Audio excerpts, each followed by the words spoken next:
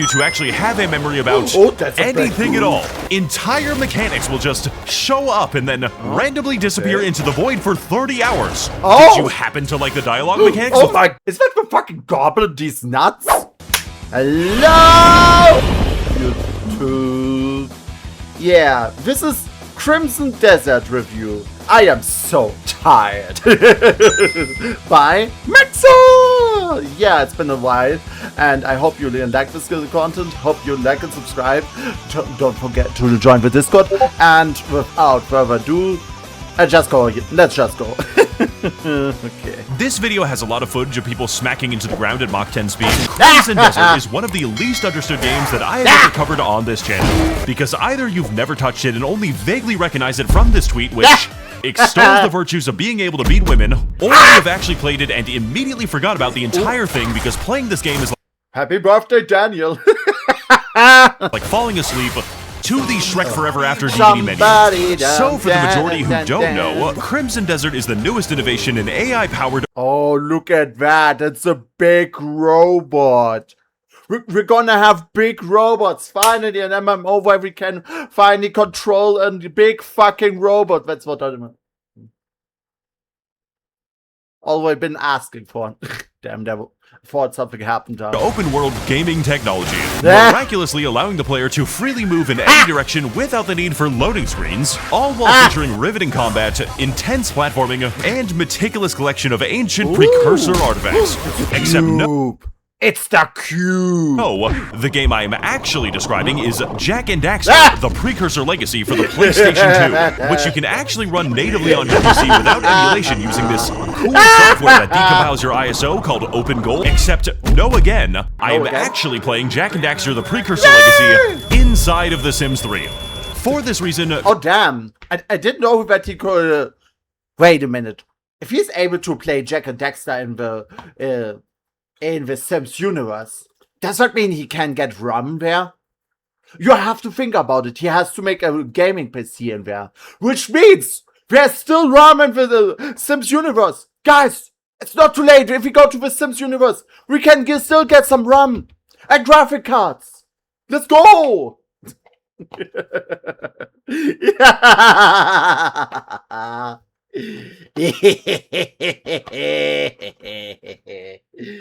Oh, I know what I'm gonna do.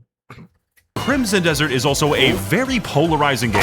Either you love it, or you think that it is unrepentant slop. Slop, as a term, has gained a great deal of popularity for denoting a type of content that is... Okay, slop! Digital content to low quality that is usually produced in quantity by means of artificial intelligence. If it's artificial intelligence, shouldn't it be slave? Because you have to just remove the A-O and replace it with AI and be slave? Or is it, I slept? Maybe it's I slept. Is derivative, maybe it's mass-produced, made simply to be consumed by the largest number of cattle in the least amount of time, with various low-quality YouTubers even being forced to sell their souls to gamer sups energy drinks for money, selling their viewers various zany types of energy slop at the low... Wait, I want to see what kind of juice he has. Goof juice, BBL, he has also Scoo juice, I'm not sure, Chuck juice, and he's drinking Bao. Damn. Bro has his workout out for him if he's drinking Bao. Price 40 cents per serving and somehow not changing with inflation. I personally use GamerSupps in order to work my 10-hour shifts at the job factory, so I can have the privilege of producing so much shareholder value. Click the link below for 10% off my funny flavors, or the free market will be forced to build a data center in your house. Or perhaps that is all commie bullshit. It's not like baiting people with politics on the internet is really easy or anything. So to prove the political neutrality and objectivity of my news and fact-orientated YouTube channel, for my next trick, I will misgender a non-binary person while acknowledging that this video was written on stolen land. Though I will have to comment that I am personally... that is the true magic. That's true magic indeed. Against the mass immigration of Paleolithic refugees into the sovereign borders of Demonis. Someone once made the mistake of letting Greymanes in, and they have already formed an ethno-state in Hernand, right next to the Goblin one.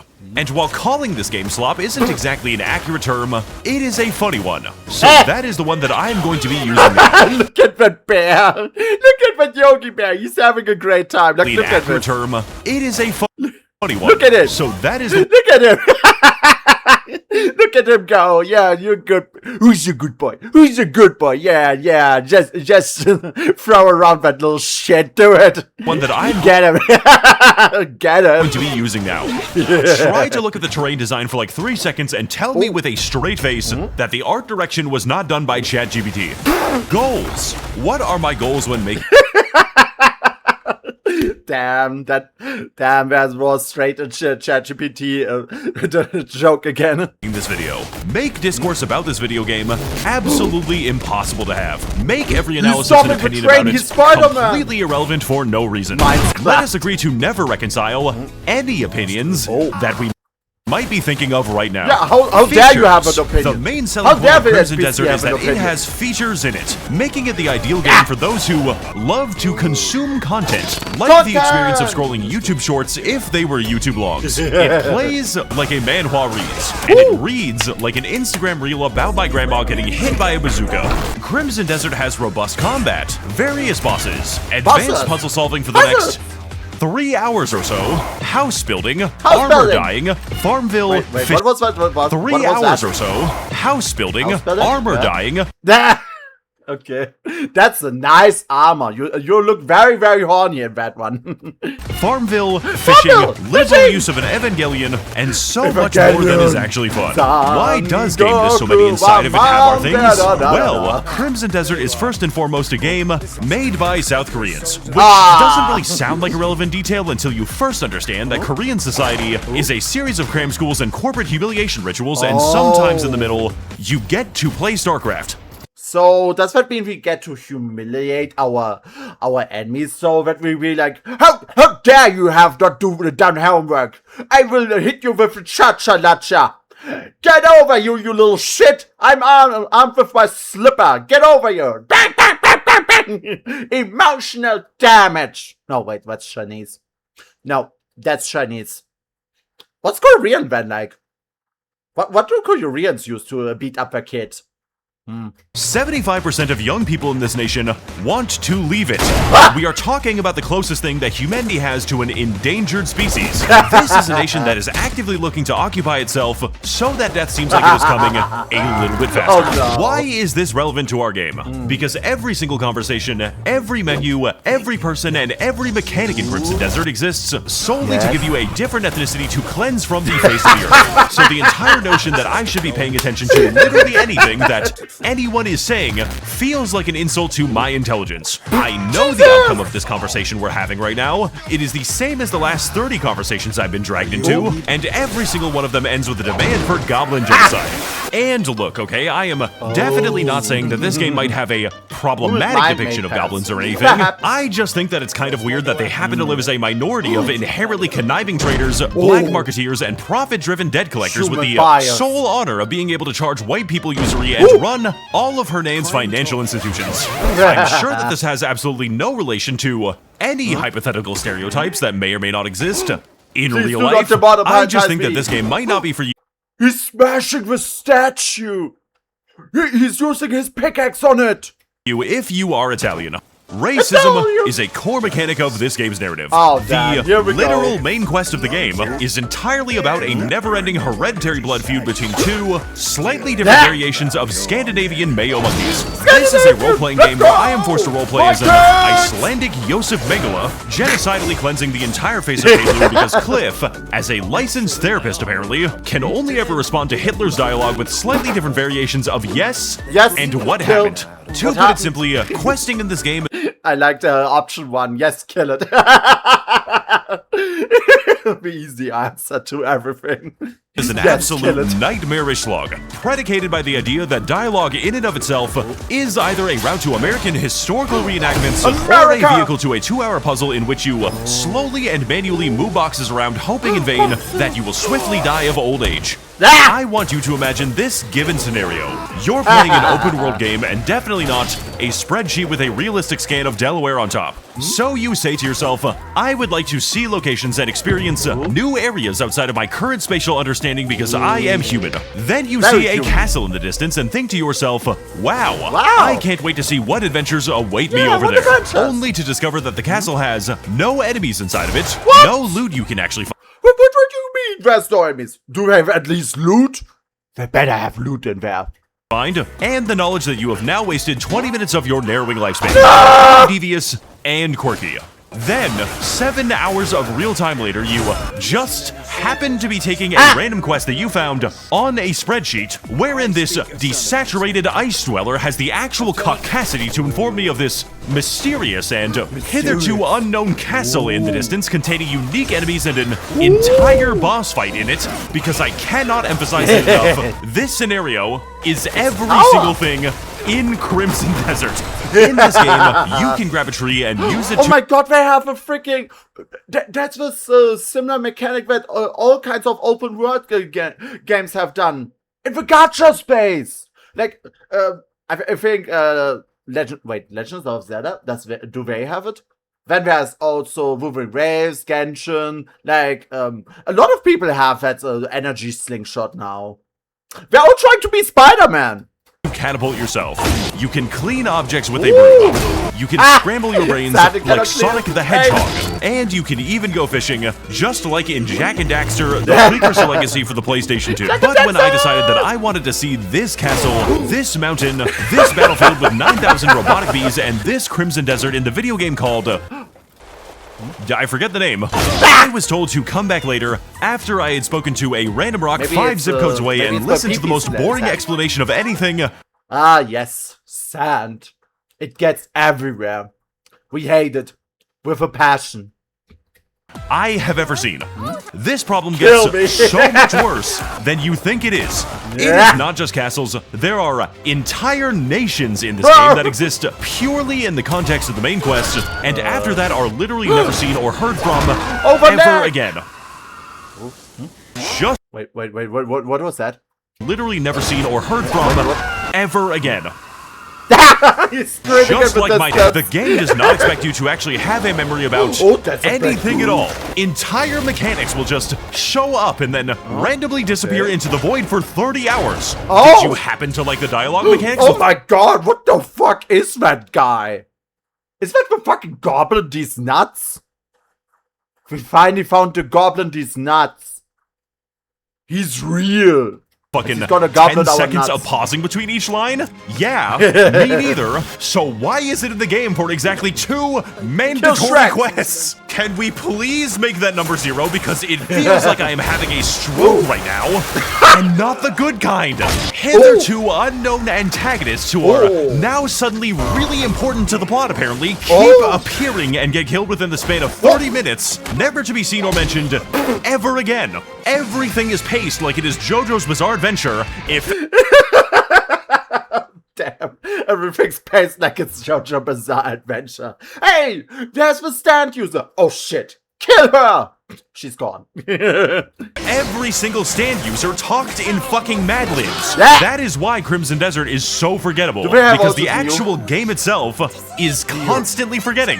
The literal second that the player looks away from something or someone, that thing ceases to exist. And believe me, I really tried to get them to exist, okay? There is just nothing here. But oh my god, Max, there are things in the game. Haven't you seen the things to do in the world, Max? Haven't you fought these fucking 4 identical copies of the same guy? Haven't you done the quest where you rescue this goblin and he tells you to go fight the 50 simultaneous wolves? Yes, I have, dipshit. And look, if you like things to do, you know, if you're like a 40-year-old dad who just wants to come home and be assigned a task as is their natural inclination, I am not going to yuck someone else's yum, but it's probably because you were not given a soul at birth. Does anything that I do affect the world? No. I fight bosses, I do puzzles, I take a random quest from a guy and watch a mass... Puzzles do good. Cliff, how do I get cowboy paint off a dog? Shooting happen at the circus completely unprompted by anything. Try burning I go back to my camp, that I sell the bodies that I looted to build up my Farmville minigame, I go to sleep, and then I do it all over again, and you know what? I like the Farmville minigame. The what? Chapter 2, the Farmville minigame. Please hear me out, okay? Because if this game's world isn't even going to try to motivate me at all, the least it can do is let me motivate me at all. There is genuine progression in the Farmville minigame, and frankly, it's a really good idea because unlike the main quest, I am the one deciding what I do with my camp. I decide what weapons I'm going to upgrade. Maybe I want to chop down a tree so we can have wood. Maybe I send someone to get that wood and use that wood to build a farm. Maybe I identify an unprotected... Yeah, we're not doing anything suspicious with wood. We would never burn someone's house down or something like that. Rival ethnicity in the mountains so that I may purloin that which they no longer need, sell them to my blacksmith, and invest the proceedings into a stock index fund. Maybe I want to go mining, but bandits have occupied the quarry, so I have to kill them. My gear isn't good enough, so I need to upgrade by getting a better smith, and that takes money, and oh my god, there is almost a game here. I can choose where to invest my money. I can invest in myself by purchasing 200 rotisserie chickens, and I had to search every single grocery store in the game for this. Please laugh. I can invest in the Bank of Naples where I can actually choose my... chickens now. Give me your chicken. Give me your chicken. Investment strategy on the open market like some sort of perfidious Dutchman, or invested in the purchase of a new cart and the packaging of unique goods, then looking up where to sell those goods and then traversing the map and then running them back to another post, and it now just dawns on me that I am making a more compelling story than the narrative of any quest in this game, and it's not even close. I'm not related. If you want me to remember a location, do not make me save it. Make it mean something to me. Make the liberation of Caitlin from the Danish people unlock new territory and resources to exploit. Make exploration uncover new and lucrative trades so I can exploit the differences in wages to build a Labubu factory. Make anything in the story matter to the salt of the earth goblin skinner. And yet, I still have to mine random outcroppings of iron and copper like a Congolese child, even though I have an entire ethno-state at my personal command, because this game cannot decide between dialectical materialism or great man theory. One subscribing to the idea that change can only come through a single man's drive for profound and tremendous violence. That if there is a problem, it is because there are bad people in charge. They are bad because they decide to be bad. Damn, that actually sounds like a good game if you can just solve everything with violence. Other stuff, maybe not so much, but damn. I just love how he just goes always so crazy through the violence. And all we have to do to solve the issue is to kill them. Nothing fundamentally changes except that all we have to do to solve the issue is to kill them. Nothing fundamentally changes except that we have to put the right people in charge, and the right people are always me. While the other one postulates that the advancement of society ultimately comes from collective material advancement and the endless struggle between differing modes of production, eventually culminating in the birth of a bourgeois Honey, I'm on the roof just mining some stone back we don't pay for. Goblin class. And with these two competing philosophies in the same game and indeed focused into a single Napoleonic figure who barely speaks in conversation, leads us to the final synthesis representing all the flaws and contradictions of Crimson Desert itself. This game, genuinely and accidentally, love it or hate it, is liberalism. And in conclusion, would be unable to commit to a coherent position on Israel. I hope that you liked reading my politically charged video essay about the role of autism. MAXOR! Bro. Autistic non-binary people under capitalism or something. As much as I liked writing it, I basically made up this entire video script, but in reality, no one is actually going to call me out. It's a pee-pee! The map is just one giant pee-pee! Class representation and penis. If I lie, because ultimately, that requires actually remembering a game called Crimson Desert. Crimson Desert. You know, which is actually pretty similar to a game called Jak and Daxter! Okay, that one is great. That was always like, you know what? It's actually pretty similar to Jak and Daxter. When do we get a Jak and Daxter video? We need Jak and Daxter video.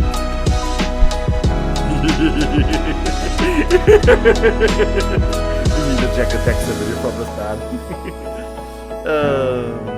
Yeah, that was good. Thanks for watching.